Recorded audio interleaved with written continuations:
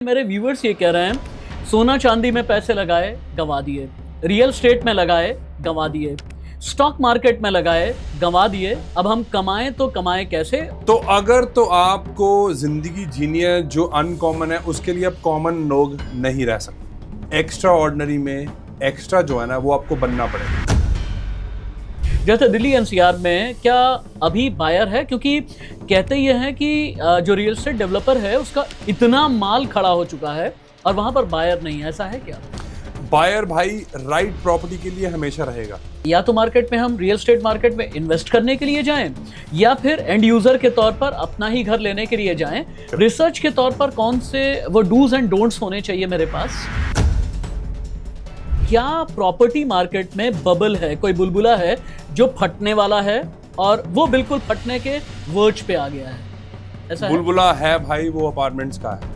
अच्छा, यानी आप मुझे एक तरीके से ब्रेकिंग न्यूज दे रहे हो कि जो यहाँ पर फ्लैट बनते हैं, अपार्टमेंट्स बनते हैं, उनमें एक बबल है जो फट सकता है। क्यों है? पर वो सप्लाई ज्यादा होगी ना भाई। यमुना एक्सप्रेसवे एक ऐसे जंक्शन पर है, एक तरफ उत्तर प्रदेश है, एक तरफ हरियाणा है। कहीं पर उत्तर प्रदेश के कुछ गांव लगते हैं, कहीं पर हरियाणा के कुछ गांव लगते हैं और दोनों जगह के रूल्स और रेगुलेशंस अलग हैं, अक्वायर करने के तरीके अलग हैं। तो यमुना एक्सप्रेसवे को लेकर के अभी भी आपका ओपिनियन या नजरिया क्या है? तो पिछली बार भी मैंने बोला था, ये दोनों डिफरेंट कल्चर है, दोनों सिटीज का या दोनों स्टेट्स का। आपको देखना कि इन्वेस्टमेंट फ्रेंडली कौन है। जमीन खरीदें, प्लॉट खरीदें, लैंड में इन्वेस्ट करें, लेकिन लैंड में एक बहुत बड़ा कैच है और वो कैच है फ्री होल्ड प्लॉट का। कहते हैं कि जहां पर रिस्क है वहां पर इश्क है, जहां पर पैसे का इश्क है वहां पर ज्यादा रिस्क है। फ्री होल्ड प्लॉट में रिस्क भी है, लेकिन फ्री होल्ड प्लॉट में कमाई भी बहुत अच्छी होती है। ऐसे में क्या करें? भाई इसमें ना आपको दो चीज़ों का बहुत ज़्यादा तगड़ा ध्यान रखना है और अगर ये आपके व्यूअर समझ गए तो इनका बहुत फायदा होगा। नंबर 1, आपको चेन देखनी है। हिंदुस्तानी अगर आपसे ये पूछें कि कौन सा धंधा 2026-2027 में भारत में करना चाहिए, बड़े शहर में, मझोले शहर में, छोटे शहर में या टाउन हॉल्स में, तो आप सजेशन क्या देंगे? मत करो। क्या कोई काम धंधा करने का यानी बिजनेस करने का क्या कोई मूल मंत्र भी है कि इतने दिन तक पैसा लगाएं, इतनी कंसिस्टेंसी रखें और इतना पेशेंस रखें? 6 महीने, 8 महीने, 1 साल, क्या कोई मूल मंत्र है? 1000 दिन। यानी ये लोग वो हिम्मत नहीं जुटा पाते कि बिजनेस करें, अगर पैसा आ भी गया तो सुरक्षित निवेश में डाल देते हैं। समझदारी क्या है? भिखारी सोच छोड़नी पड़ेगी इनको। आमने सामने है जो भी हो रहा है, मुझे शायद बताने की जरूरत नहीं। सोना और चांदी आगे किस तरह का रुख करेंगे? सोने और चांदी में इन्वेस्टमेंट अगर किया जाए तो क्या फिजिकल फॉर्म में करें या ईटीएफ की तरफ देखें या कुछ और आप कहना चाहें? क्योंकि वॉर का जो सबसे तगड़ा एसेट क्लास है वो सोना है।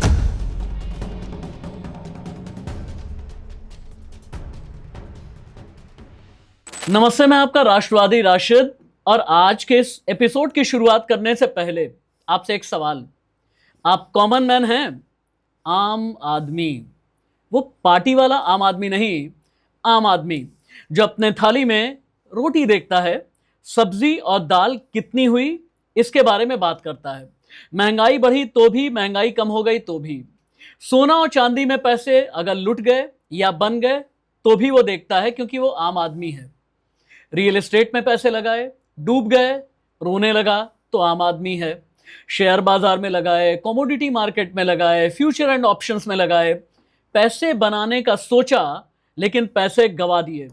आप क्या हैं? आम आदमी, यानी कॉमन मैन, आम आदमी। मैं मैंगो मैन की बात नहीं कर रहा, मैं कॉमन मैन की बात कर रहा हूं। सुबह सो करके उठने से लेकर के रात सोने तक अगर आपके जहन में ऐसा होता है कि पैसे बनेंगे कैसे, पैसे बचेंगे कैसे, पैसे खर्च करें कैसे और पैसे खर्च करने के बाद अपने लिए लग्जरी निकाले तो निकाले कैसे, अगर ये सोच है तो आप कॉमन मैन हैं। लेकिन मेरे साथ इस एपिसोड में आपको बताने के लिए, सिखाने के लिए, कान खींचने के लिए, कभी डंडे लगाने के लिए एक अनकॉमन मैन है। आप शायद समझ गए होंगे, क्योंकि मेरे इस प्लेटफॉर्म पर आपको डांटने वाला शख्स सिर्फ एक ही आया है पिछले कई सालों में। उनका नाम है जसमीत सिंह। मैं उनकी बहुत इज्जत करता हूं क्योंकि सच कहने में कोई गुरेज नहीं। वो बात अलग है कि कई बार जबान के तीर बड़े गंभीर हो जाते हैं, लेकिन आज कितने गंभीर होंगे। जसमीत जी, थैंक यू सो मच। मेरी रिक्वेस्ट पर एक बार फिर आप मेरे प्लेटफॉर्म पर हैं, थैंक यू सो मच। अब बुलाओगे तो आना पड़ेगा भाई, नए नए माइक ले आते हो फिर फंसा देते हो। आपको पता है मेरा व्हाइट कलर अच्छा लगता है। शुरुआत, एक बात ये बताइए, शुरुआत सॉफ्ट से या हार्ड से? डंडे तो पड़ेंगे भाई आज इनको फिर, कॉमन मैन को। पर भाई प्लीज मेरी बात समझने की कोशिश करना। मैं क्यों डंडे मारने की कोशिश कर रहा हूं तुम्हें? जो कोच होता है वो, आप मान लो आपका कोच है, आप ऑब्वियसली सीखे होगे, या अगर मान लो आपने क्रिकेट खेलना है या आपको हॉकी खेलनी है, अगर कोई भी गेम खेलनी है तो कोच होना चाहिए। और कोच का काम क्या? डंडे मारना। प्रॉब्लम ये है भाई, जो सबसे बढ़िया स्टूडेंट होता है ना, वो डंडे खाता है और वो राज करता है। पर विराट कोहली तो विराट कोहली है ना। लेकिन आज कोच का काम जानते हैं, आज बहुत ज्यादा मुश्किल होने वाला है। और इसलिए मुश्किल होने वाला है क्योंकि मेरे व्यूअर्स ये कह रहे हैं, सोना चांदी में पैसे लगाए, गंवा दिए, रियल एस्टेट में लगाए, गंवा दिए, स्टॉक मार्केट में लगाए, गंवा दिए। अब हम कमाएं तो कमाएं कैसे? और इसीलिए एक एक असेट क्लास की मैं बात करना चाहता हूं। और मैं सबसे पहले रियल एस्टेट की ही बात कर लेता हूं। आप पर इल्ज़ाम है, आरोप आप पर यह है, बड़ी बड़ी बातें करते हैं, सपने दिखा जाते हैं, लेकिन ज़मीन पर आकर के ये बताते नहीं कि अगर हमने पैसे गंवा दिए ज़मीन में, फ्लैट में, दुकान में, कमर्शियल स्पेस में, तो फिर अब उसकी भरपाई कैसे करें, कॉम्पेंसेशन कैसे करें। यहां से मैं शुरुआत करता हूं आज। तो अगर तो आपको जिंदगी जीनी है जो अनकॉमन है, उसके लिए अब कॉमन लोग नहीं रह सकते। ऑर्डिनरी में, एक्स्ट्रा ऑर्डिनरी में, एक्स्ट्रा जो है ना वो आपको बनना पड़ेगा। एक्स्ट्रा का मतलब ये है कि भाई मेरे को अपने आप पे काम करना पड़ेगा। जितने मर्जी इल्जाम लगा लो, मेरे को कोई फर्क नहीं पड़ता, ना ही पड़ेगा। इल्जाम वो लगाते हैं जो कुछ करना नहीं चाहते हैं।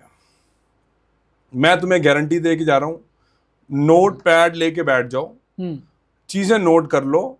आज मैं तुम्हें एक फ्रेमवर्क भी देना चाहता हूं जिससे आप, जो ये आज की दुनिया का जो पूरा गेम चल रहा है वो है क्या, ये फ्रेमवर्क अगर आप यूज कर लोगे, ये पॉडकास्ट अगर आप आज से 50 साल बाद भी अगर कोई वॉर होगी तो उसको उठा के देखोगे तो ये तब भी आपके काम आएगा। क्यों?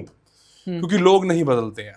ठीक है, अगर आपको कॉमन रहना है तो वो आपकी मर्जी है, फिर रो मत, क्योंकि अनकॉमन होने के लिए आपको अपने आप को चैलेंज करना पड़ता है। और उसका सबसे बड़ा जो काम है वो आपकी बिलीफ सिस्टम है।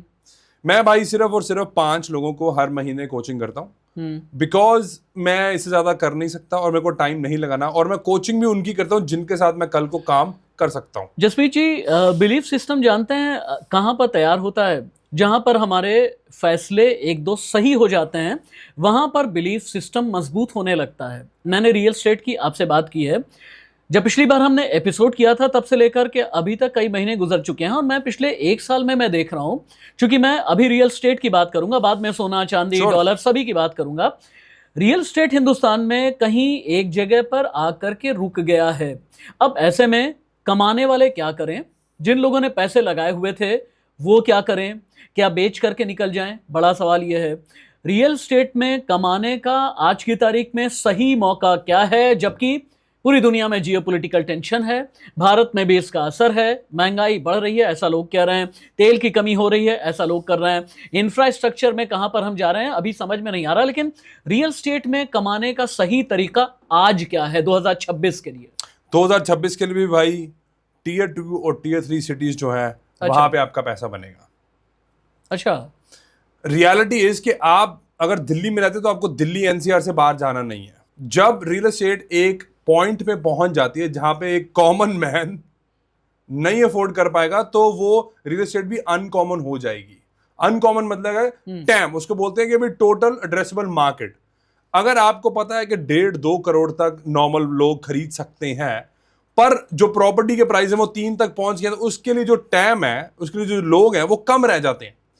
अब सिडनी में क्या है, सिडनी का भाई जो मीडियन प्राइस है वो $1.6 मिलियन है। ठीक है, उसका मीडियन प्राइस है।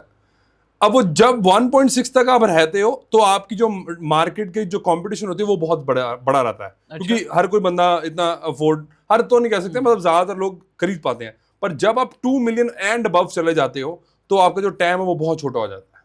अच्छा।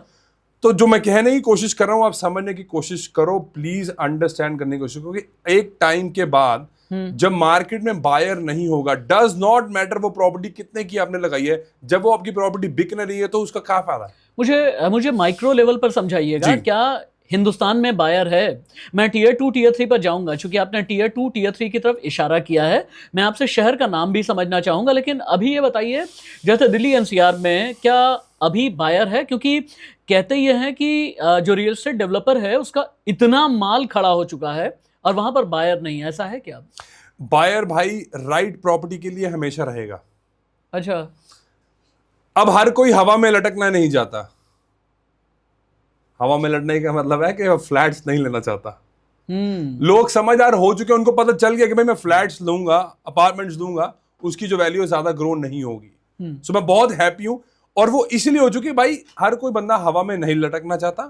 और जब आपकी जो डिमांड है वो कम हो चुकी है और आपकी सप्लाई ज्यादा है, तो वो तो खड़े होंगे ना भाई। तो मैं स्पेसिफिक आपसे बता रहा हूँ, एक ज़माना था जब वो आम्रपाली, सुपरटेक, इन लोगों ने फ्रॉड किया, लेकिन उसके बाद फिर रेरा आया। रेरा आने के बाद में फिर जो डेवलपर्स हैं, जैसे अब गौड़ को आप ले लें, एटीएस ले लें, महागुन ले लें, लेकिन अब इस सेक्शन में कुछ नए लोगों की एंट्री भी हो गई दिल्ली एनसीआर में। जैसे शोभा ग्रुप आया हुआ है, आपने सुना होगा। हाँ जी। क्योंकि एक ऐसा ग्रुप है जो साउथ इंडिया में भी काम करता है और इंटरनेशनल भी बहुत काम करता है।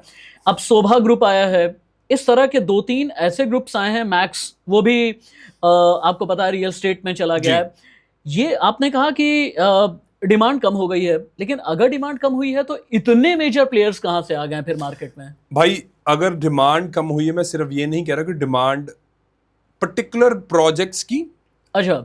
और जब आप एक सेक्टर में उसी का बहुत ज्यादा सप्लाई कर दो, जब वहां पे जरूरत नहीं है, डिमांड वहां पे कम होगी। अच्छा। वो इसलिए खड़े हुए हैं क्योंकि वहां पे ऑलरेडी जो सप्लाई है ज्यादा है। जब आप ऐसी जगहों पे जाके रिसर्च करके फिर आप वहां पे कुछ खड़ा करोगे तो ऑब्वियसली वो आपका बिकेगा। अब क्या होता है भाई, जब मार्केट में बूम होता है ना, तो इन्वेस्टर्स बहुत ज्यादा एक्टिव होते हैं। अच्छा। अब ऑब्वियसली वॉर सिचुएशन है, इन्वेस्टर्स कह रहे हैं भाई थोड़ा शांति से बैठेंगे, अब कोई दिक्कत नहीं है, अभी इन्वेस्ट करेंगे, अभी जब टाइम बढ़िया होगा।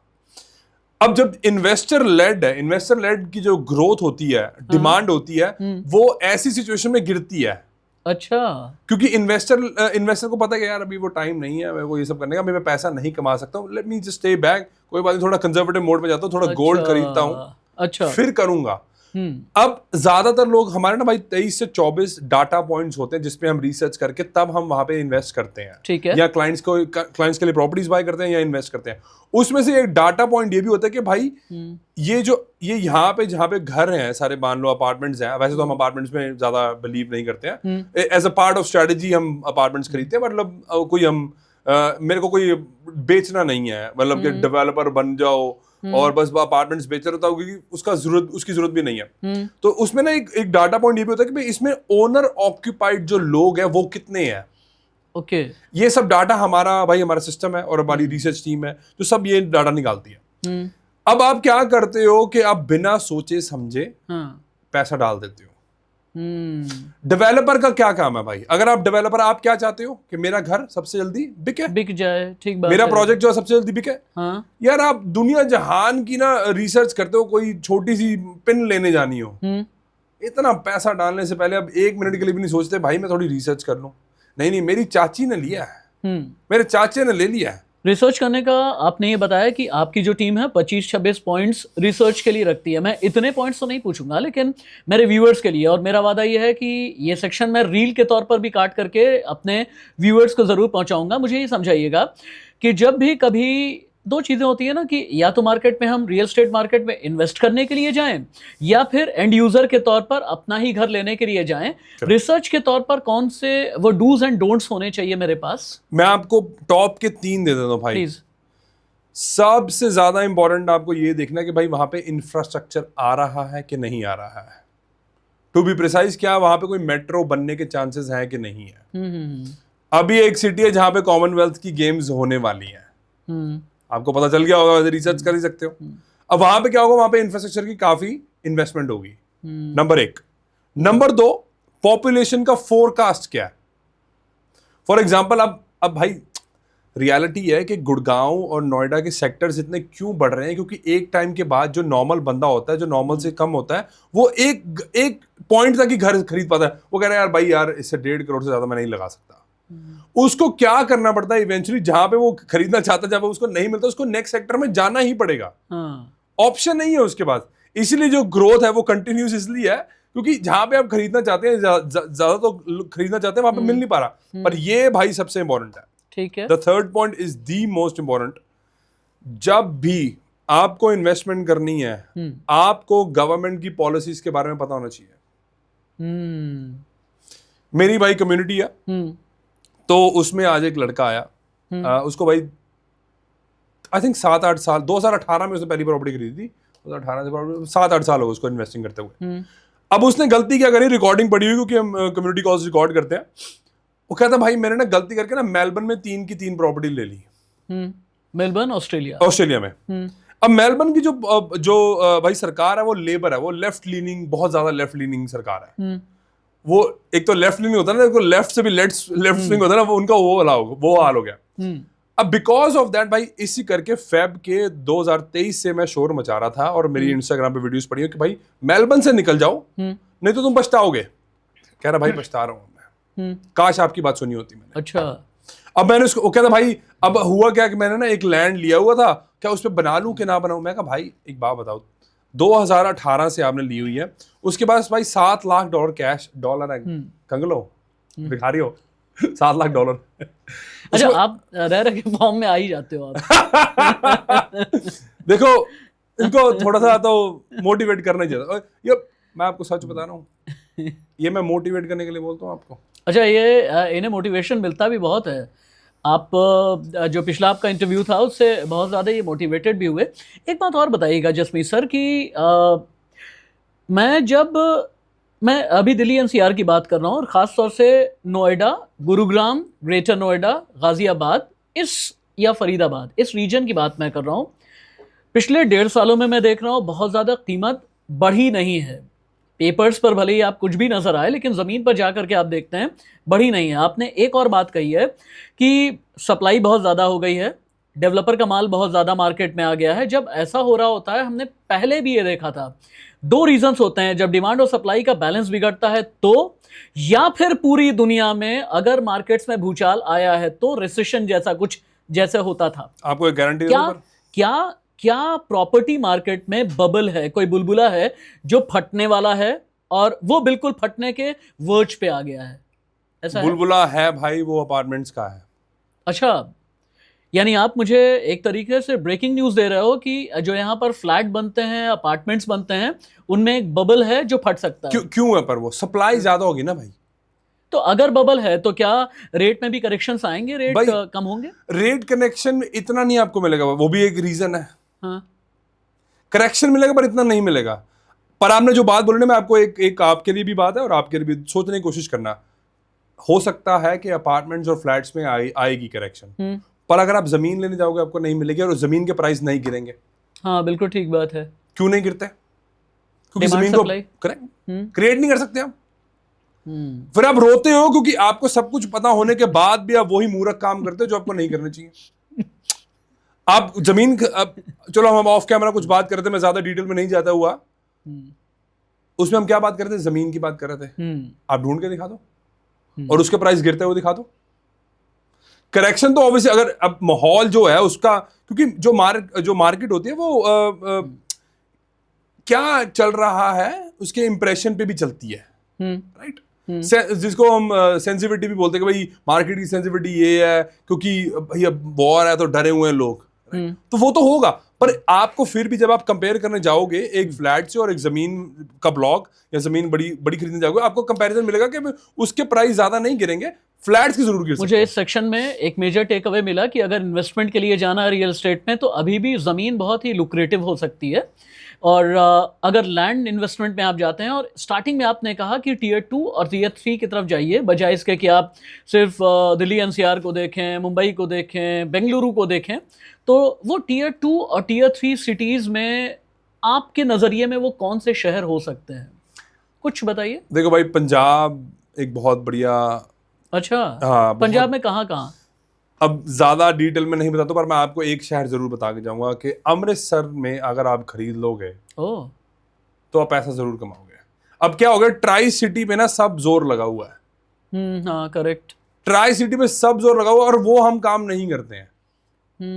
जो दुनिया करती है भाई वो हम बिल्कुल नहीं करते हैं, क्योंकि हम वहां से पैसा बना के ऑलरेडी निकल चुके हैं। और एक और शहर है जिसमें हम एक्टिवली डाल रहे हैं, क्योंकि वहां पे हमें पता है कि इसका पैसा बढ़ना है, क्योंकि वो ट्राई सिटी के आसपास है। आसपास है। बस इससे ज्यादा मैं नहीं बताऊंगा। बस करो आज, बस करो भाई, बस करो। ये भिखारियों को थोड़ा पैसा भी खर्चने दो। यानी जब अगली बार अमृतसर जाएं, और वैसे भी आपके यहाँ तो अमृतसर को अमृतसर बोलते हैं। हाँ जी, अमृतसर बोलते हैं। यानी अमृतसर जाइए। ये तो पंजाब की बात हो गई, एक बार यूपी का भी बता दें, क्योंकि इधर मैंने देखा मथुरा, वृंदावन या फिर मेरठ साइड में भी कुछ लोग ये कह रहे हैं कि बहुत अच्छे ऑफर्स भी आए हुए हैं और वहाँ पर भी रियल एस्टेट को एक अच्छा बूस्ट मिल रहा है। क्या आपकी ओपिनियन में है ये? मेरी ओपिनियन इसके लिए ये है कि भाई आपको जो भी करना देख समझ के करना। अच्छा, ठीक है, क्योंकि उसका कल्चर डिफरेंट है उस स्टेट का। पंजाब का? यूपी का। अच्छा, यूपी का। हाँ, ठीक है, उसका कल्चर डिफरेंट है। समझदार को इशारा काफी, उनको समझ आ चुका है।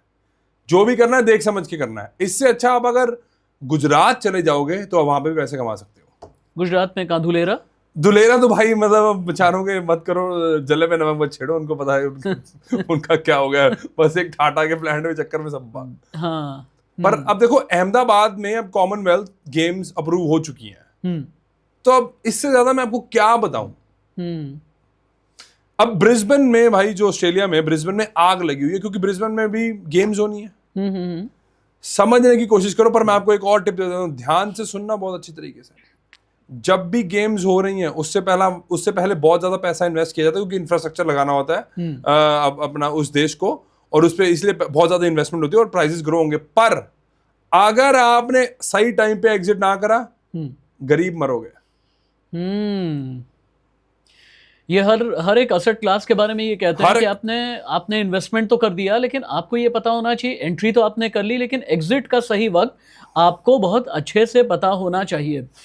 यमुना एक्सप्रेसवे को लेकर के आपका ओपिनियन क्या है, और मैं क्यों ये बात पूछ रहा हूँ समझिएगा आप।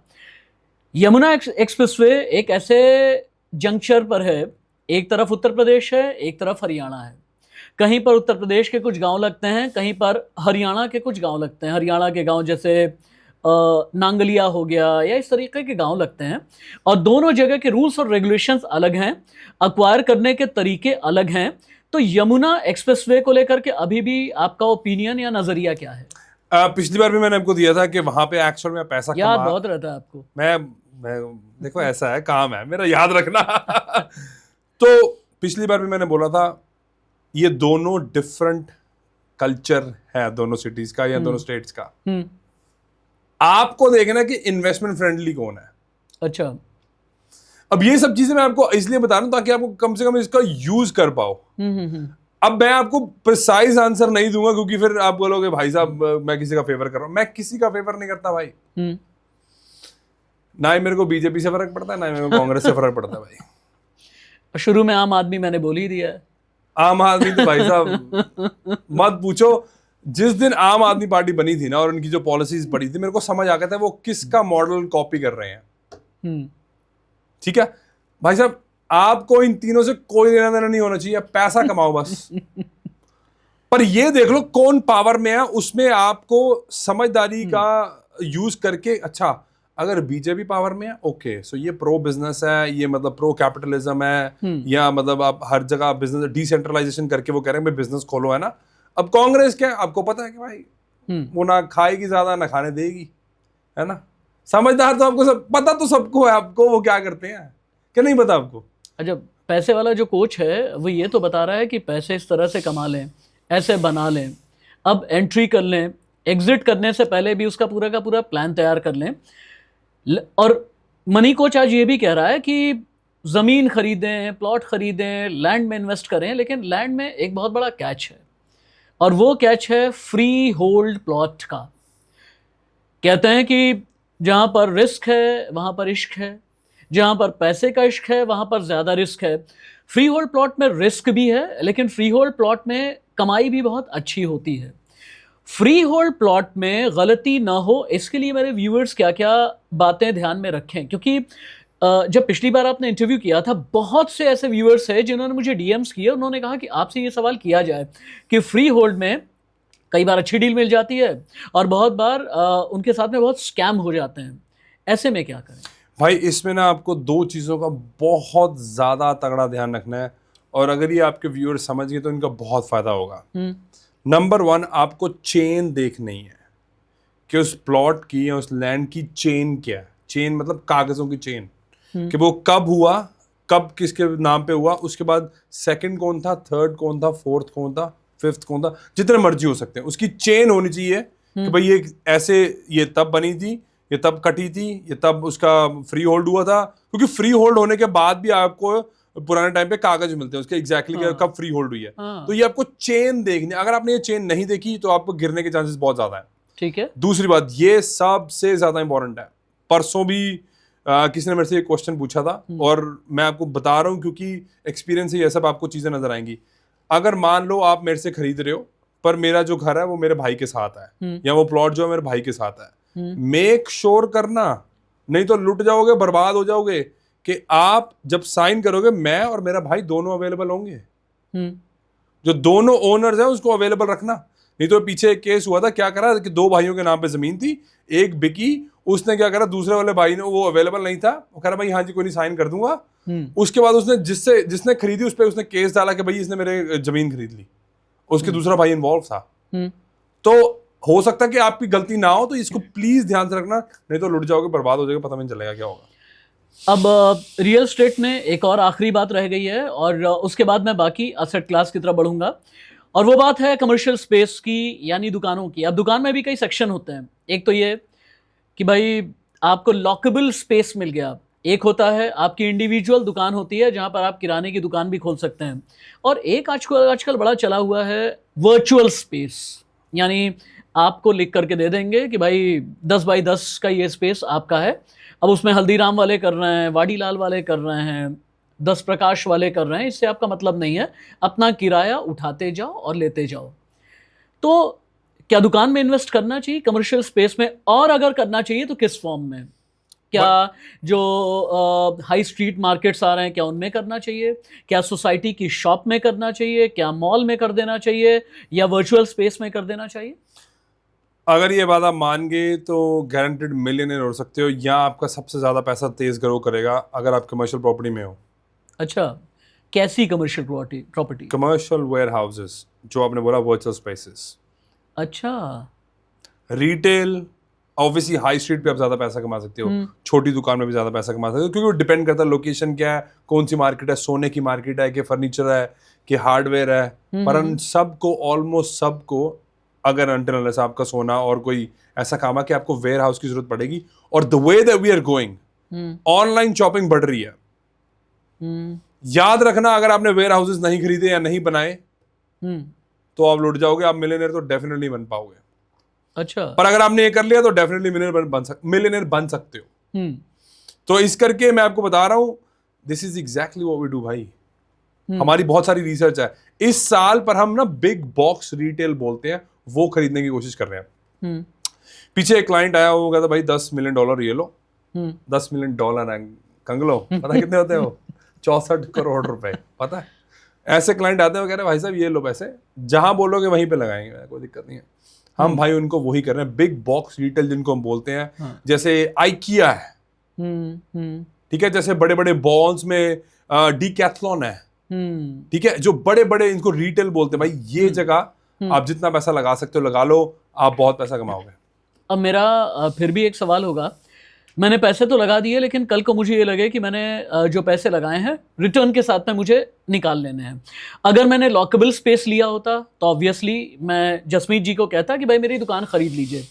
क्या ये जो वर्चुअल स्पेसेस हैं ये बिकते हैं? भाई बिकते हैं, वेयर हाउसेज अगर बनाओगे क्यों नहीं बिकेंगे? क्योंकि आप अच्छा। तो एक पोर्शन दे रहे हो ना। हाँ, अगर आप मेरे को कह यानी रहे हो आराम से बिक जाते हैं, उसका हाँ जी रिटर्न भी आ भाई, जाता आप है। देखना मतलब होता क्या है, आगे अच्छा। आपको जगह नहीं मिलेगी। अच्छा। हाँ, क्योंकि अब जैसे क्लाउड किचन का कितना बड़ा है, मतलब बिजनेस हो चुका है। हम्म। अब क्या वो है तो किचन स्पेस ही है ना, पर वो क्लाउड है। क्लाउड का मतलब कोई भी आएगा आके बनाएगा चला जाएगा। क्लाउड किचन भी अगर आप चाहो तो वो बहुत बढ़िया तरीके से कर सकते हो आप। अच्छा। हाँ, तो इसीलिए, क्योंकि देखो ऑनलाइन शॉपिंग और बढ़ने वाली है, कम नहीं होने वाली।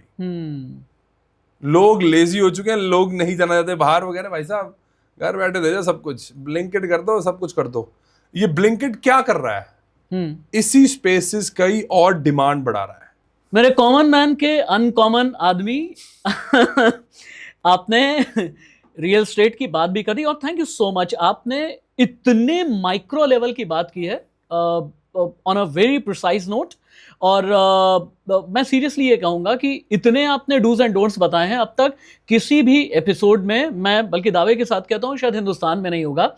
मैं इससे पहले कि बाकी असेट क्लास की तरफ जाऊं, एक सेक्शन ऐसा है जसमीत भाई जिनके बारे में कोई बात ही नहीं करता। वो सेक्शन जो थोड़े पैसों के साथ भी ये सोचता है कि धंधा हो जाए।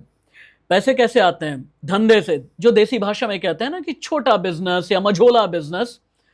ये हिंदुस्तानी अगर आपसे ये पूछें कि कौन सा धंधा 2026-2027 में भारत में करना चाहिए, बड़े शहर में, मझोले शहर में, छोटे शहर में या टाउन हॉल्स में, तो आप सजेशन क्या देंगे? मत करो,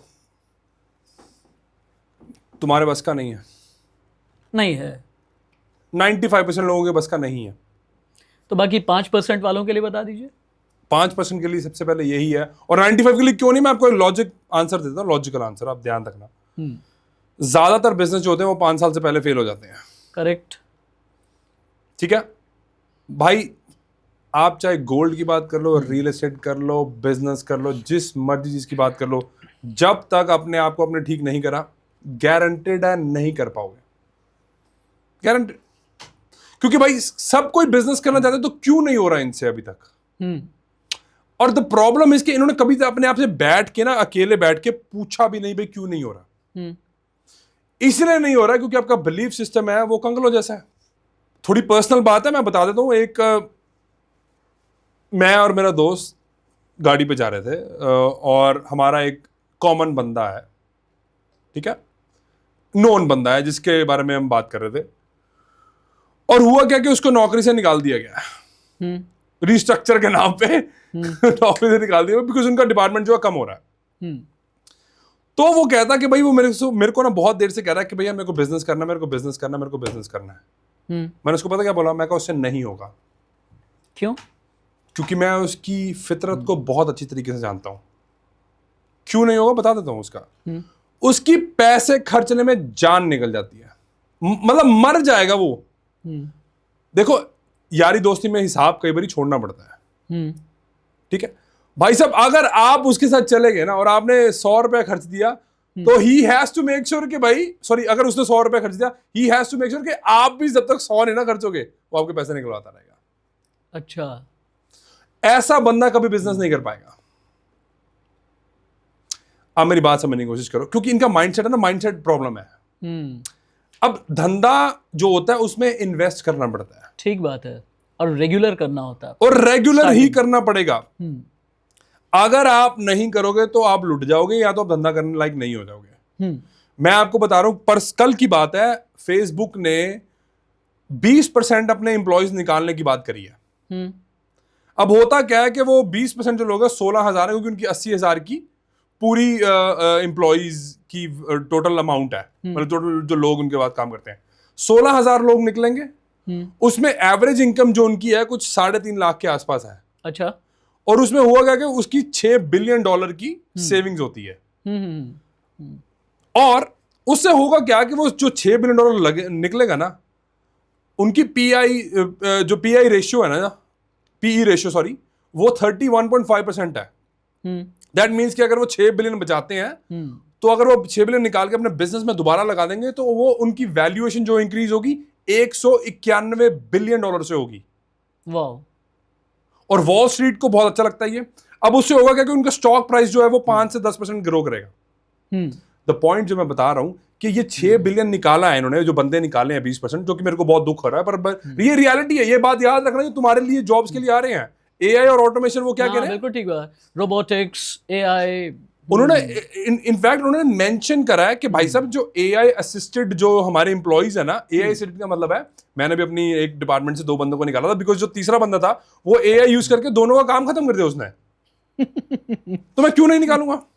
अब हुआ क्या कि वो 6 बिलियन जो उन्होंने निकाला, वो जो बचा, उन्होंने वो दोबारा से अपने बिजनेस में इन्वेस्ट कर देना है, और वो सिर्फ और सिर्फ बिजनेस में इन्वेस्ट कर रहे हैं, और उनकी वैल्यूएशन जो है 191 बिलियन से इंक्रीज हो रही है। मुझे इस सेक्शन में बड़ा मजा आ रहा है। और एक बात याद रखिएगा, अगर जसमीत जी आपको डांट करके अपनेपन में कोई बात कहते हैं ना, अगर उन्होंने ये कहा कि आपसे नहीं होगा, तो वो ये कहना चाहते हैं कि आपसे क्यों नहीं होगा, और वहां पर आप अपने लिए फाइन ट्यून क्या क्या करना है आपको, एक कुछ पैरामीटर्स ले लेते हैं। आपने बड़ी अच्छी बात कही कि धंधे में पैसे लगते हैं, और अगर पैसे लगाने की हिम्मत आप में नहीं है, जिगरा जो देसी भाषा में कहते हैं, अगर वो जिगरा नहीं है तो आपको बिजनेस नहीं करना चाहिए। पहला आपने ये बताया है, एक पैरामीटर आपने ये बताया। दूसरा पैरामीटर जो मैं समझता हूं कि अगर काम धंधा करना है तो आपका जिगरा कंसिस्टेंसी का भी होना चाहिए और पेशेंस का भी होना चाहिए। क्या कोई काम धंधा करने का यानी बिजनेस करने का क्या कोई मूल मंत्र भी है कि इतने दिन तक पैसा लगाएं, इतनी कंसिस्टेंसी रखें और इतना पेशेंस रखें? 6 महीने, 8 महीने, 1 साल, क्या कोई मूल मंत्र है? 1000 दिन। 1000 दिन। अगर आपका धंधा 999 दिन तक आपको पैसे नहीं ना दे रहा, कोई दिक्कत नहीं है, 1000वें दिन देगा। जब 1000वां दिन होगा और वो तब भी पैसे नहीं दे रहा, तो धंधा बंद कर दो। यानी ऑलमोस्ट 3 साल। 3 साल। या तो वो आप में प्रॉब्लम है या उस धंधे की प्रॉब्लम है, इनमें से प्रॉब्लम जरूर है। वाह। आप, भाई मैं सच बता रहा हूं, तुम ना एक बारी गलती माननी शुरू कर दो, बस एक बारी अपनी बोल दो कि धंधे में पैसा नहीं बन रहा ना, मेरी गलती है, या मेरे में दिक्कत है, या जो मैं बिजनेस चला रहा हूं उसमें दिक्कत है, या मेरे को बिजनेस रन नहीं करता। एक बारी मान लो। जब आप हम्बल होके मान लेना कि भाई मेरे से नहीं हो पा रहा, तब आपका दिमाग खुलना शुरू हो जाएगा। तब आपको फिर कोच ढूंढना पड़ेगा। आपको पता है भाई मुझसे नहीं हो पा रहा क्योंकि मैंने आज तक करा ही नहीं है। जब आपने करा नहीं है तो आपसे कैसे हो जाएगा? और जिस दिन आप मान गए कि भाई मैं बस हो गया, आप मिलियनेयर गारंटेड बन जाओगे। क्यों? आपने एक्सेप्ट कर लिया। उसके बाद आप क्या करोगे? भाई साहब अब डंडे वाला कोच चाहिए, वो मैं हो सकता हूं या कोई और भी हो सकता है, कोई दिक्कत नहीं है, मैं थोड़ा ज्यादा डंडे लगाता हूं, बच के रहना मेरे से। भाई इनकी जिंदगी बदल जाएगी, डेफिनेटली बदल जाएगी भाई। पर ये इसको सटल ईगो बोलते हैं। दम नहीं है, अकल नहीं है, पर फिर भी मैं सही हूं भाई। और भाई 99% लोग इसलिए फेल होते हैं बिकॉज वो उनकी सटल ईगो है ना, उनको पता नहीं होता कि वो मेरे को अंदर अंदर से खा रही है। अच्छा, बिजनेस जब टेक्निकल टर्म में बात करते हैं ना, अंग्रेजियत में तो केपेक्स ओपेक्स की बात होती है। केपेक्स का मतलब ये होता है शुरुआत में आपने जितनी पूंजी लगाई। ओपेक्स का मतलब ये है कि आपका जो ऑपरेशनल कॉस्ट आता है, यानी हर महीने या हर दिन का जो भी आपका खर्चा होता है। अब एक और बात मुझे बताइए, कोई धंधा अगर मैं करने के लिए जाऊं, मुझे बफर मनी के तौर पर कितना पैसा रखना चाहिए? भाई इसका आंसर ना कुछ ठीक नहीं होगा, पर बिजनेस टू बिजनेस में डिपेंड करता है। 3 महीने। अच्छा, कम से कम मतलब अगर आप इतने में ऑपरेट कर रहे हो तो मतलब थोड़ा सा बंदा थोड़ा रिलैक्स होता है कि भाई हाँ 3 महीने तक पैसे हैं। पर भाई धंधे में क्या होता है, कई बार ना नहीं होते। हाँ ठीक बात है। मैं प्लीज समझने की कोशिश करना, मैं ये ना जब भी धंधे की बात आती है तो मैं इसको जरूर एनालॉजी को यूज करने की कोशिश करता हूँ। पेट्रोल जब प्लेन चढ़ रहा होता है ना, टेक ऑफ कर रहा होता है, तो वो 40% जो अपना पेट्रोल है ना, वो टेक ऑफ करते करते खत्म कर देता है। Very true, yes, very true. ये धंधा है भाई। जब आप उस लेवल पे पहुंच जाओगे ना, फिर वो चलना शुरू हो जाता है। फिर आपको ज्यादा प्रेशर नहीं लगना। पर भाई ज्यादातर लोगों की फ्लाइट ऊपर ही नहीं चढ़ती, वो ऊपर चलने से पहले ही। कितना अच्छा एग्जांपल दिया आपने, मुझे बहुत अच्छा लगा ये। और मैं एक बात ये भी जानता हूँ, हमारा आज का ये जो सेक्शन है ना, मैं वो बात अलग है कि शॉर्ट्स में या रील्स में या वीडियोस में बहुत ज़्यादा वायरल तो जो होगा ही, लेकिन इनसे लर्निंग्स बहुत ज़्यादा आ रही हैं। अगर आप इजाज़त दें, मैं कुछ बिजनेस की थोड़ा जल्दी बात करूंगा, उसके बाद Sure. बाकी एसेट क्लास की तरफ भी मैं जा रहा हूं। मुझे आप ये बताइएगा कि क्या 2026, 27, 28 में ये बिजनेस ठीक है? और चूंकि ये करोड़ों लोगों की बात है, तो मैं सिर्फ अमीरों की बात नहीं कर रहा, मैं common man, middle class, lower middle class, upper middle class की भी बात कर रहा हूँ। आज की तारीख में अगर कोई बिजनेस ट्रेडिशनल सोचता है, वो बात अलग है कि स्टार्टअप की बात छोड़ दें आप, जहां पर इनोवेशन बहुत होता है, लेकिन ट्रेडिशनल बिजनेस की बात होती है, किसी आम आदमी के जहन में पहला आता है मेडिकल स्टोर खोलने। क्या ठीक धंधा है? मेडिकल तो मतलब सबसे तगड़ा धंधा है भाई। कुछ लोग ये कहते हैं कि बड़े स्कूल नहीं खोल सकते, प्ले स्कूल 8 से 15-20 लाख में खुल जाता है। क्या अच्छा बिजनेस है? डिमांड तो उसकी बढ़ने ही वाली है, कम नहीं होने वाली। सोना चांदी का बिजनेस? उसके लिए भाई जिगरा चाहिए और अकल चाहिए। अगर आप दोनों गैदर कर सकते हो ठीक है। हलवाई का बिजनेस? अच्छा, कुछ कहना है आप, प्लीज अपनी बात पूरी कर लीजिए। देखो, बिजनेसेस कौन से टाइप के हैं उससे कोई फर्क नहीं पड़ता। भाई जो कह रहे हैं वो बिल्कुल ठीक है, जायज है कि आप कुछ भी बिजनेस कर सकते हो, पर पहले अपने आप से पूछो तो सही, तुम अलाइंड किसके साथ होते हो? मतलब आपका ऐसा कौन सा काम है जो आपको करते हुए मजा आता है और पता नहीं लगता कभी काम हो रहा है? नंबर 1। नंबर 2, ये बात ना मेरे को अपने पहले धंधा बेचने के बाद समझ आई थी। अच्छा। चाहे धंधा छोटा करना है, चाहे धंधा करना बहुत बड़ा, उन दोनों को टाइम सेम लगता है। क्या बात है? आपके पास भी 24 घंटे हैं, मेरे पास भी 24 घंटे हैं, अंबानी अदानी के पास भी 24 घंटे ही हैं। बस वो बड़ी प्रॉब्लम सॉल्व कर रहे हैं और मैं भी वही करने की कोशिश कर रहा हूं। तो अगर आप धंधा करने की सोच रहे हो ना, तो करना तो फिर बड़ा कर लो ना यार। प्रॉब्लम ही सॉल्व करनी है ना, तो फिर बड़ी करो, टाइम तो उतना ही लगना है। और ये जब से मेरे को समझ आई है ना भाई, जिंदगी बदल गई। अच्छा, आप वो वाली बात कर रहे हैं ना, मेरे डैडी एक बात कहते थे, ही पास्ड अवे इन 2011। सॉरी भाई। और वो हमेशा एक बात कहते थे कि छोटी पूंजी धंधे को हमेशा मार देती है, इसलिए पूंजी कभी भी छोटी लगानी ही नहीं चाहिए। इससे बेहतर यह है कि धंधा आप करो ही नहीं। हो सकता है कि आपके पास पूंजी ना हो, पर मैं पिछली बार भी बोल के गया था, अगले 10-15 साल में इंडिया में आके अपने पैसे नहीं कमाए ना, डूब के मर जाना। क्योंकि पैसा है अब इंडिया में, भारत में पैसा है। क्या आपके पास वो औकात है बिजनेस करने की, या वो जिगरा है बिजनेस करने का? अब एक आम हिंदुस्तानी मानसिकता जिसे लेकर के शायद आपकी जबान पर बड़ी डांट आ जाती है, वो ये कि अगर हमारे पास में पैसा ही है तो हम रिस्क क्यों लें? क्यों नहीं सुरक्षित असेट क्लास में लगा दें, इन्वेस्ट कर दें, कम से कम 10%, 11%, 12% रिटर्न तो आता रहेगा ना। यानी ये लोग वो हिम्मत नहीं जुटा पाते कि बिजनेस करें, अगर पैसा आ भी गया तो सुरक्षित निवेश में डाल देते हैं। समझदारी क्या है? भिखारी सोच छोड़नी पड़ेगी इनको। समझदारी बता दूं कहां पे?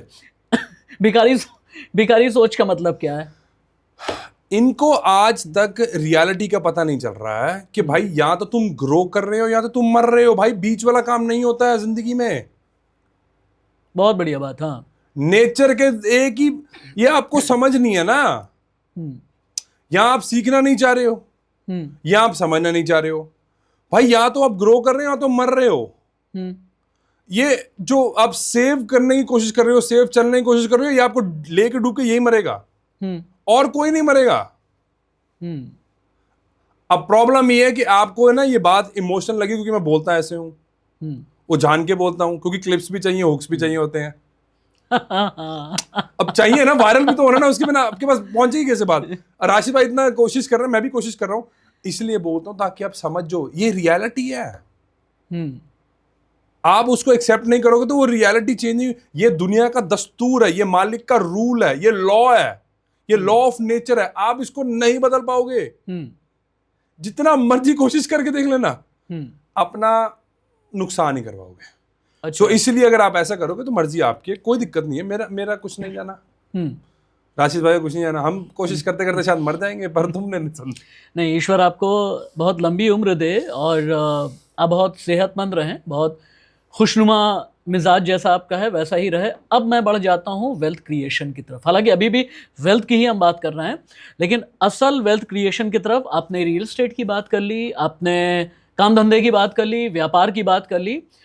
अब थोड़ा सा हम जिसको टेक्निकल भाषा में कहते हैं ना कमोडिटीज, और उसमें भी सोना चांदी, बाकी बात करूंगा, लेकिन पहले सोना चांदी पर बात कर लेते हैं।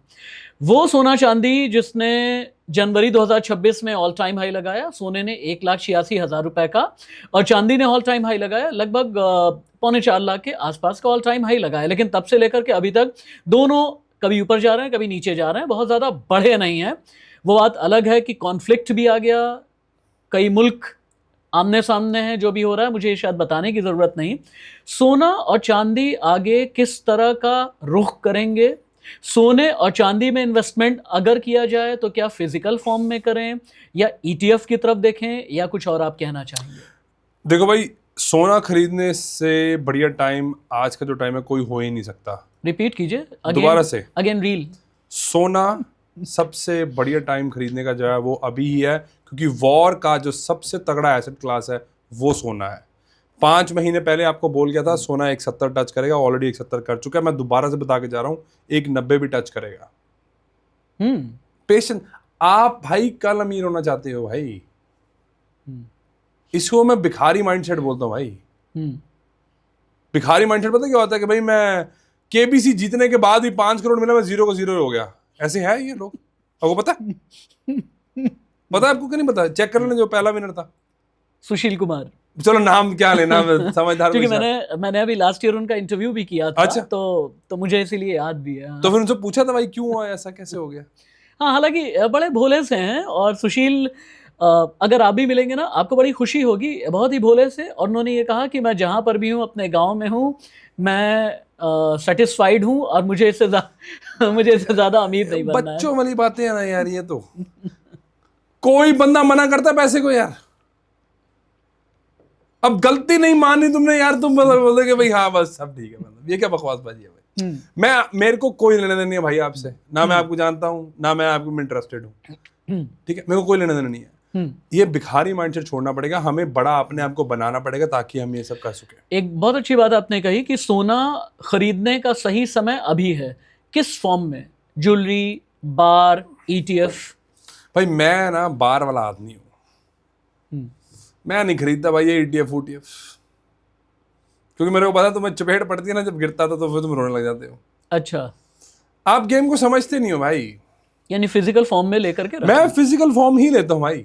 अच्छा, अब मैं दोबारा से बता रहा हूँ, 5 महीने पहले बता दिया था मैंने, कॉपर खरीद लो अभी भी। मैं आ रहा था कॉपर की तरफ। कॉपर और एल्यूमिनियम, इन दोनों के बारे में बात करना चाह रहा था। एक तो कॉपर को लेकर के बताइए जो आपने बात शुरू की है, और एल्यूमिनियम ने भी इस कॉन्फ्लिक्ट के बाद से 20-25 दिनों के अंदर अंदर एल्यूमिनियम ने लगभग 13-14% के आसपास कई बार रिटर्न दिया है। तो इन दोनों ये शॉर्ट टर्म है भाई। अच्छा, कॉपर में अगले मार्च तक आपका पैसा बनेगा, मार्च 2027 तक बहुत पैसा बना सकते हो आप। लगा दे उसका पैसे। रीजन है डाटा सेंटर के जो पाइप्स है ना जो यूज करते हैं उनको कूलन करने के लिए, क्योंकि वहां पे हीट बहुत ज्यादा हो जाती है। तो उनके जो पाइप थे ना वो पहले सिल्वर के बन रहे थे। अब उनको पता चल गया कि भाई कॉपर जो है वो ऑब्वियसली चीपर है, और कॉपर की जो माइंस है ना भाई उनको रीस्टार्ट करने में ना बहुत ज्यादा टाइम लग जाता है। तो अभी तक जो हमारे पास माइंस है उसको अगर हम रीस्टार्ट भी करते हैं पूरी दुनिया के अराउंड, आई थिंक कनाडा में खरीदी है किसी ने माइंस बहुत ज्यादा, मेरे को याद नहीं आ रहा कौन सी कंट्री है, आई थिंक चाइना है वो, शायद चाइना, मैं गलत भी हो सकता हूँ। उन्हें बहुत ज्यादा माइंस खरीदी चाइना की जो कॉपर की हैं। अच्छा, वो रिस्टार्ट करने की कोशिश कर रहे हैं क्योंकि टाइम लगता है। ये जो पाइप्स है ना भाई कूलेंट के डाटा सेंटर में जो कॉपर के बनने शुरू होंगे, there is a reason to everything भाई। आप जब रिसर्च करनी शुरू कर दो, पढ़ना शुरू कर दो, आपको समझ आ जाएगा। अब मैं आपको पिछली बार बोल के गया था, भारत सरकार को भी बता गया था, भाई अगर आपने क्रिप्टो नहीं खरीदा तो आप मरोगे। हाँ, क्यों? क्योंकि भाई आपको पता नहीं है कि कौन कौन से बिल पास हो रहे हैं। एक जीनियस बिल है जो यूएस में पास हो चुका है, एक क्लैरिटी बिल है वो पास करने की कोशिश करें। आप समझ गए ना? पिछले दिनों तो इनफैक्ट बिटकॉइन और इथेरियम दोनों ने ही 18-19 दिन के अंदर अंदर 11-12% के आसपास का रिटर्न दिया। एक बात लेकिन यहाँ पर मैं ये कहना चाहूँगा कि राष्ट्रवादी राशिद ऑफिशियल चैनल पूरी तरह से यूट्यूब के कम्युनिटी गाइडलाइन के नियम कायदे कानून को मानता है, मैं भी और जसमीत सर भी। एक बात हम ये कहना चाहेंगे, हमारी किसी भी तरह की कोई रिकमेंडेशन नहीं है। आई रिपीट, किसी भी तरह की कोई रिकमेंडेशन नहीं है, ना तो क्रिप्टो में, ना ही किसी स्टॉक में, ना ही सोना चांदी में। सिर्फ आपको हम सही रास्ता क्या हो सकता है, फोकस कैसे आप रह सकते हैं, यही बताने की कोशिश कर रहे हैं। अपनी बात आगे बढ़ाइए सर। ये मेरी ओपिनियंस है भाई, बिल्कुल ठीक बोल रहे हैं, ये मेरी ओपिनियंस है। पर अगर आप मेरी ओपिनियंस पे जाओगे, इसको वेरीफाई करोगे, तो आपको थोड़ा सा पता चल जाएगा मैं क्यों दे रहा हूँ। अब क्लैरिटी बिल जो है और जीनियस बिल जो है भाई साहब, इसमें बहुत कुछ छुपा हुआ है। अब मैं तुम्हें आज नहीं बता सकता, इतना टाइम नहीं होगा, चेक कर लेना जाके। अच्छा, कुछ बहुत तगड़ी गेम चल रही है। मतलब अब थोड़ा इनको भी करने दो भाई, भिखारियों को थोड़ा सा करने दिया करो, ऐसे मत करो यार। बहुत भाई, मैं एक पॉडकास्ट लग जाएगा उस पर पूरा अच्छा। सिस्टम हिलाने की कोशिश की जा रही है। अच्छा अच्छा अच्छा अच्छा अच्छा, एक बात और भी है। रिच डैड पुअर डैड के जो राइटर हैं रॉबर्ट कियोस्की, बीच बीच में अपने सोशल मीडिया पोस्ट से कुछ ना कुछ सेंसेशन पैदा करते रहते हैं। हाल के दिनों में उन्होंने मजाक में ये कहा कि खाना खाना छोड़ दो, भले ही एक टाइम कम खाना खाओ, लेकिन पैसे चांदी में लगा दो। सिल्वर ओपिनियन क्या है जसमीत का? 2027 के दिसंबर में जिस बंदे ने वेट कर लिया तक, वो पैसा कमाएगा सिल्वर में। क्योंकि सिल्वर की जो प्रोडक्शन है वो बढ़ रही है। वो उसका यूसेज क्या है, उसका यूज सोलर पैनल्स में होता है भाई। जो ईवी जिस हिसाब से तेजी से ग्रो कर रही है, आप कुछ रिसर्च करोगे ना, कुछ समझने की कोशिश करोगे, हर चीज का कोई रीजन होता है। वो ऐसा नहीं है कि बस हो रहा है वो। हाँ, वो बात अलग है, आपके पास टाइम नहीं है, आप नहीं करना चाहते, वो एक एब्सोल्यूट डिफरेंट मैटर है। बट आप करने की कोशिश करना, आपकी जिंदगी बदल जाएगी। अब मैंने अपनी कम्युनिटी को 2025 के स्टार्टिंग में बोल दिया था भाई, उन्होंने 136% की ग्रोथ कमाई है। अच्छा भाई, 2025 की वीडियोस पड़ी हुई है मेरी यूट्यूब पे, जाके चेक कर लेना। 2025 प्रेडिक्शन जसमीत सिंह, चेक कर लेना। अच्छा, हाँ? वैसे सिल्वर जो है वो ऑल टाइम हाई से 1.25 लाख से बल्कि कहीं ज्यादा अभी भी नीचे है, वो जो शॉर्ट टर्म है भाई। अच्छा, तो मुझे ये बताइए, ये करेक्शन है या क्रैश है? ये करेक्शन है भाई। मतलब क्या आगे सोना और चांदी में कुछ क्रैश जैसा आ सकता है? क्योंकि हर कोई मुझसे ये पूछता है, करेक्शंस तो ठीक है 2000, 4000, 5000, 8000, लेकिन क्या क्रैश के चांसेस हैं? क्रैश मतलब कैसे हो पाएगा? मतलब आप इतना पैसा प्रिंट कर रहे हो, तो कमोडिटीज की वैल्यू ऊपर क्यों नहीं जाएगी? आप मतलब आप बेसिक थोड़ा समझने की कोशिश करो। एक तो उनकी डिमांड बढ़ रही है। चाइना, आपको पता नहीं, चाइना का तो अब चाइना बना है, उससे पहले वो उनका जो सबसे मेन काम था वो सिल्वर का था। वो आपको नहीं पता, वो आप रिसर्च करो जाके। उन्होंने खुद ही उनका ब्रेक लगा दी कि भाई साहब अभी हम नहीं देंगे सिल्वर, क्योंकि वो मार्केट मैनिपुलेट कंट्रोल करने की कोशिश कर रहे हैं। लेकिन गोल्ड और सिल्वर पर एक तरीके का प्रेशर भी है, और प्रेशर किसने बना करके रखा है? किसी जियोपॉलिटिकल टेंशन ने नहीं बनाई, बल्कि प्रेशर बनाया है डॉलर ने। डॉलर का प्रेशर कुछ इस तरीके का है, क्योंकि एक हमारे जो सनकी साहब हैं, और ट्रंप मूड इंडेक्स पर आजकल पूरी दुनिया चल रही है। डोनाल्ड ट्रंप के जो फैसले हैं वो अमेरिकन इकोनॉमी को बूस्ट करने में लगे हैं, और वैसे भी है ना, बूस्ट करने में लगे हैं। अमेरिकन इकोनॉमी बूस्ट होने का मतलब यह है कि डॉलर मजबूत होगा। डॉलर जब भी मजबूत होता है, सोना और चांदी पर प्रेशर होता है। आगे आने वाले दिनों में अगर डोनाल्ड ट्रंप इस तरह के फैसले, और कहा यह जा रहा है कि एक नया एक्ट उन्होंने ढूंढ निकाला है, जुलाई तक का उन्होंने बल्कि कई लोगों को नोटिस तक भी दे दिया है, कई देशों को, और ये कहा है कि टैरिफ तो मैं लगा करके रहूंगा, अपने डॉलर को तो मैं मजबूत करके रहूंगा। इसका मतलब ये है, आप ये कह रहे हैं कि सोना चांदी, फिर तो सोने चांदी पर और भी प्रेशर आएगा आगे। भाई जो समझ रहे हैं ना, जो मैं कहने की कोशिश कर रहा हूँ, जीनियस बिल मैं तुम्हें बार बार बोल रहा हूँ, उसको पढ़ने की कोशिश करो। चाहे वो डॉलर स्ट्रॉन्ग करने की कोशिश कर रहा है, क्योंकि वो पूरी दुनिया पे अपना बताना चाह रहा है कि भाई मैं पावर में हूँ। हाँ। वो यही रीजन है बस डॉलर को ऐसे स्थापित करने का। और जीनियस और क्लैरिटी बिल जो है, आपको समझ आ जाएगा, बार बार बोल रहा हूँ, पढ़ लेके देख लेना एक बारी। ठीक है। पर एक्चुअल में देखो, अगर वो इसके बाद भी जब उसका डेट जो है, उनके डेट की सिर्फ जो इंटरेस्ट पेमेंट है वो $1 ट्रिलियन तक पहुंच चुकी है। वो जो पैसा वो दे रहे हैं, वो प्रिंट ही तो कर रहे हैं ना भाई। तो वो सिर्फ स्थापित करने की कोशिश कर रहा है, वो आपको रीअश्योरेंस देने की कोशिश कर रहा है अमेरिकन को कि भाई हाँ, हमारा सिक्का चल रहा है। पर वो प्रिंट तो फिर भी कर रहे हैं ना पैसा। तो बिकॉज ऑफ दैट सिल्वर और आप कैसे गोल्ड को बोल सकते हो वो नीचे गिर जाएंगे? समझ रहा हूं मैं, आप जो कह रहे हो बहुत वैलिड क्वेश्चन है, बहुत बढ़िया क्वेश्चन है, पर आप समझने की कोशिश करो, वो प्रिंटिंग नहीं रोक रहे हैं। प्रिंट तो वो पैसा फिर भी करे ना, वो जो जितना पैसा प्रिंट करोगे भाई उसकी सप्लाई ज्यादा होगी, जितनी सप्लाई ज्यादा होगी उसकी वैल्यू तो गिरेगी ना भाई। मतलब ये तो है नहीं गिरेगी नहीं। इन्फ्लेशन क्या है? इन्फ्लेशन आप पे एडेड टैक्स है, आपको पता नहीं है। पर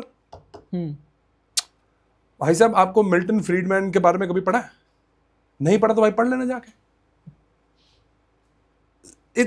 एक जबरदस्त इकोनॉमिस्ट हुआ वो, पढ़ना जाके। उसने एक लाइन में सब कुछ डिफाइन कर दिया, उस एग्जैक्टली लाइन में। नाम लेकर के आप आते हैं, पढ़ते हैं ये लोग, वॉरेन बफे के बारे में पढ़ते हैं, अभी क्या बात कर रहे हैं। वॉरेन बफे ठीक है वो, पर मिल्टन फ्रीडमैन को पढ़ के देख लेना एक बारी, आपको आपके दिमाग के ढक्कन खुल जाएंगे।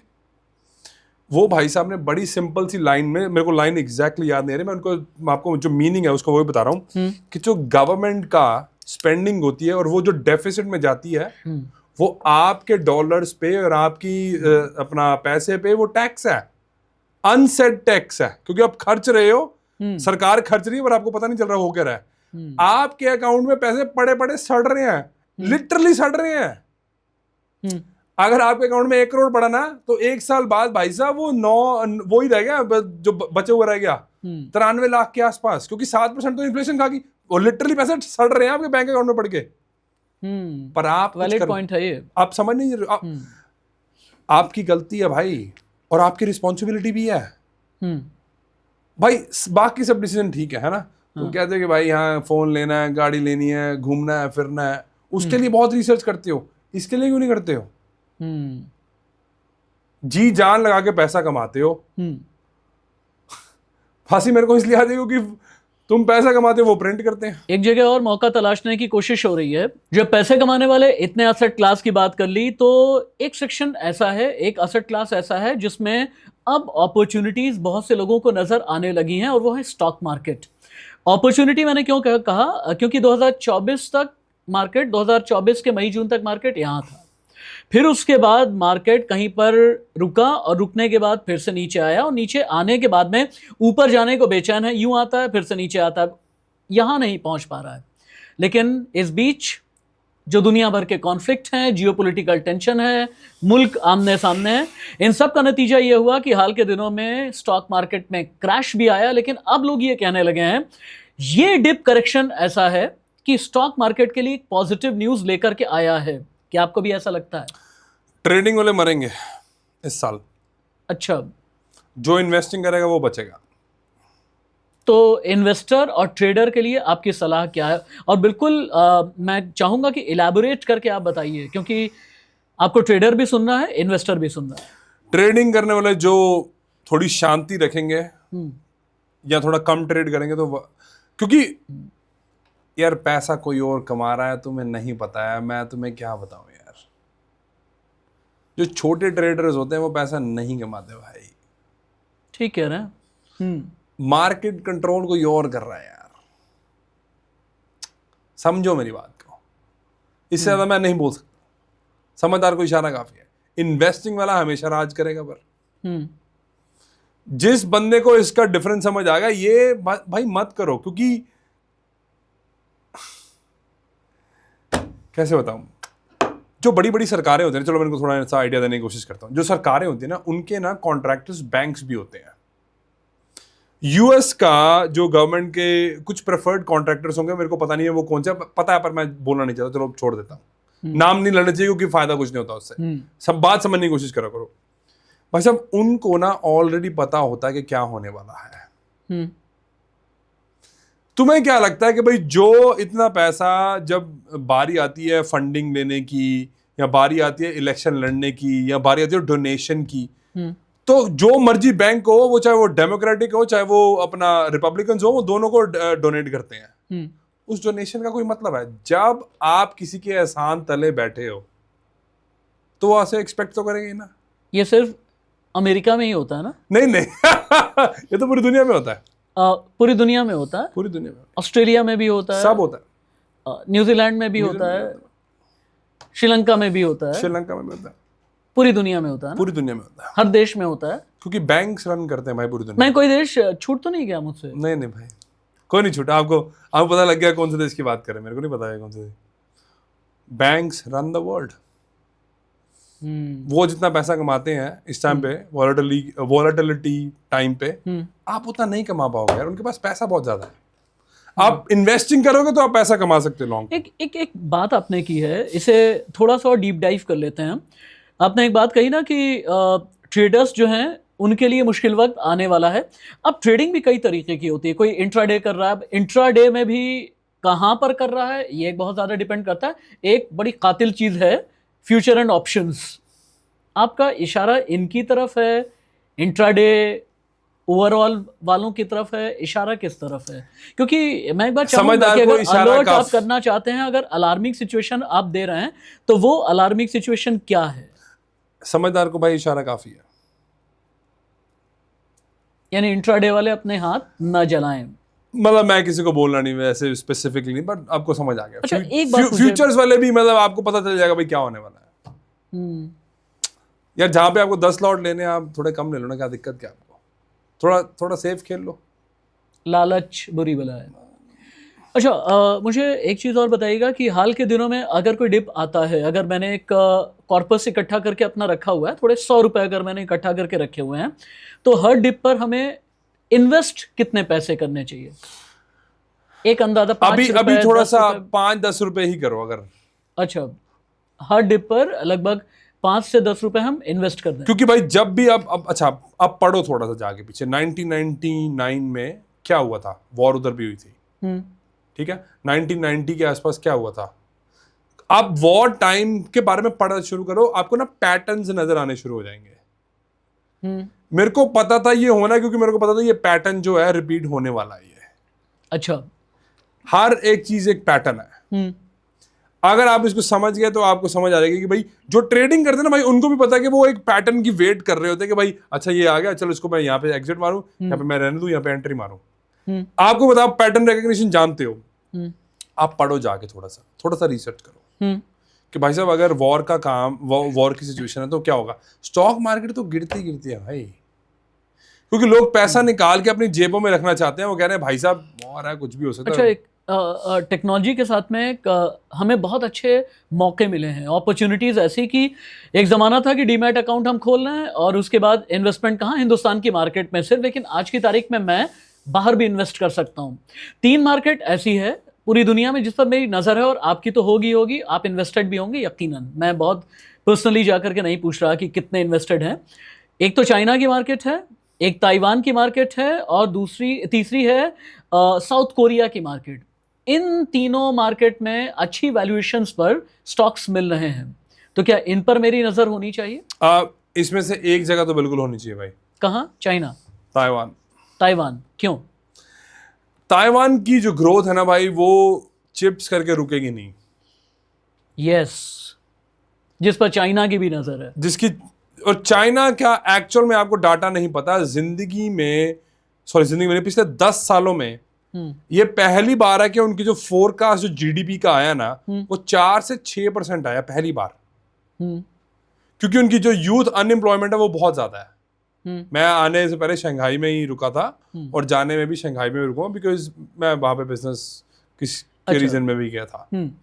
तो आपको ग्राउंड की सिचुएशन नहीं पता, क्योंकि जो चाइना आपको बताना चाहता है वो ही आपको बता रहा है, पर वो सीधे बता रहा है कि 4 से 5% है। अब इसको डी कोड करने की कोशिश आप करोगे नहीं, मैं डी कोड करने की कोशिश कर रहा हूँ। मैं यार 4 से 5% भाई साहब आज तक पूरे 10 सालों में इन्होंने कभी बोला नहीं है। 10 सालों में हमेशा ये 8 से 10 के आसपास रहे हैं।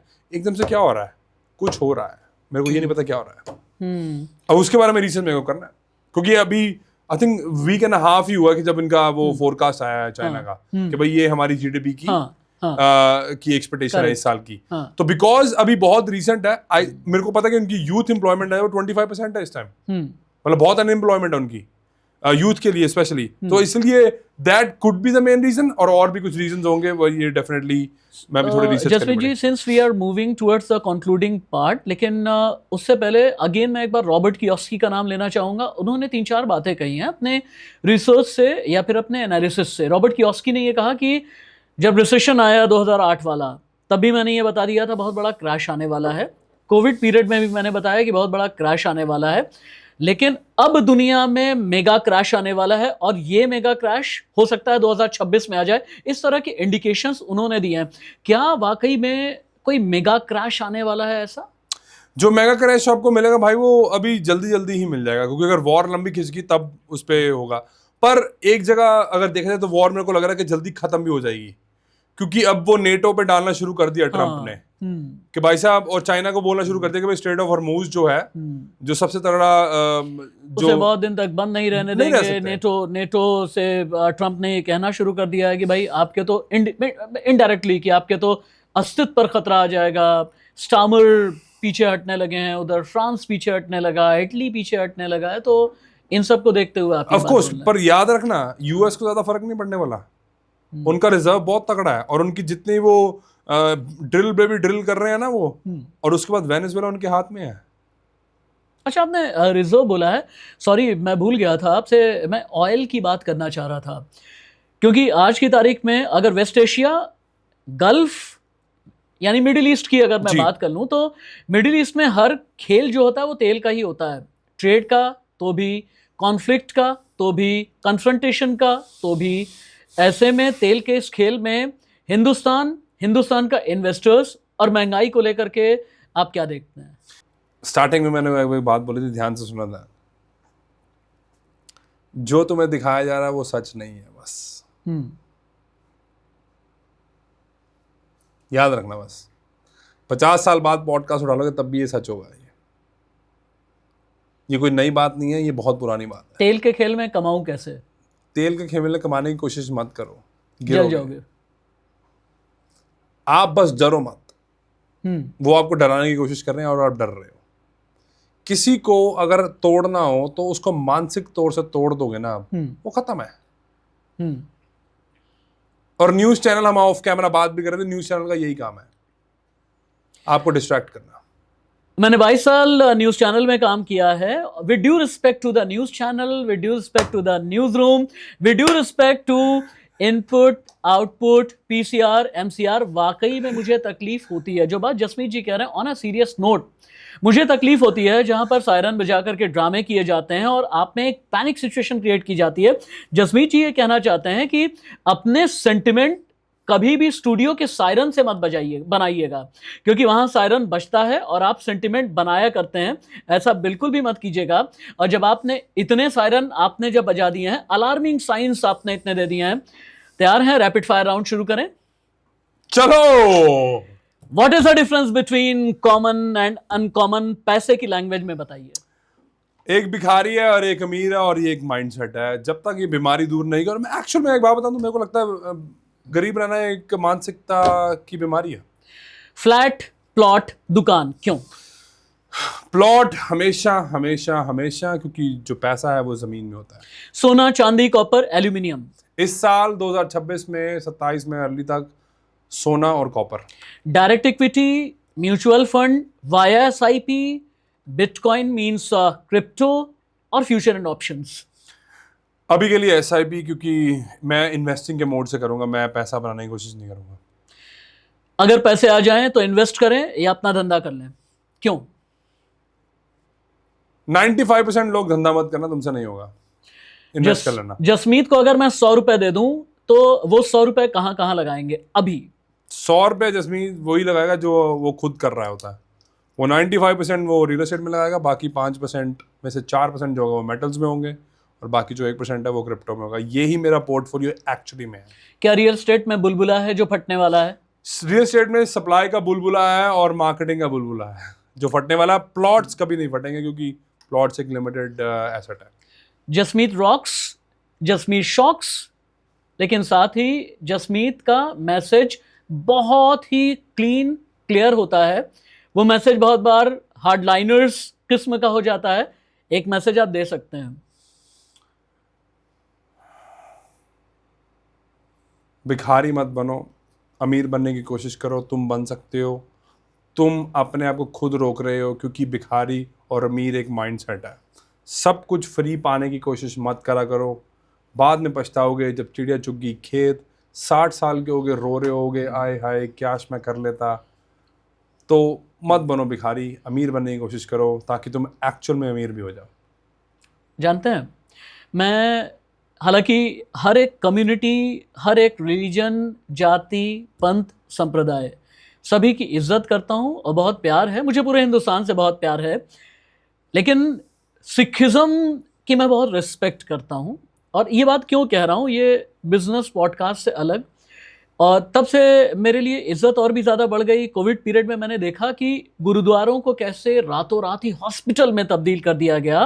और सिखिज्म में सबसे पहले एक बात सिखाई जाती है कि सेवादारी क्या होती है। मैं क्यों ये बात कह रहा हूँ, जसमीत जी से जब मैंने रिक्वेस्ट करके ये कहा कि आप कभी ऑस्ट्रेलिया में होते हैं, कभी न्यूजीलैंड में, अमेरिका में, कनाडा में, अलग अलग मुल्कों में, क्या मेरे लिए वक्त निकाल लेंगे, तो उन्होंने ये कहा कि उनके कहने का इशारा ये था कि हम तो सेवादारी करने के लिए हैं, सेवा आपके लिए, जिन्हें डांट भी लगाते रहते हैं जसमीत अक्सर ही।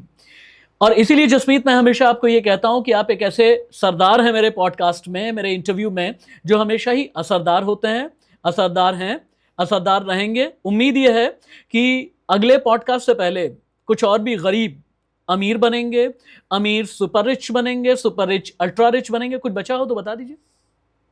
कर लो यार, पछताओगे बाद में। अपने माँ बाप के लिए कर लो, अपने बच्चों के लिए कर लो यार।